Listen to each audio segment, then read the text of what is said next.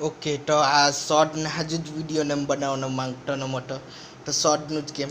તો આટલે એમ ગર્લ એટલે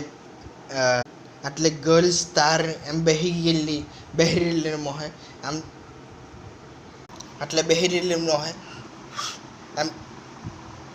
એમ सीटीने मारने ने कोशिश ने करती है तो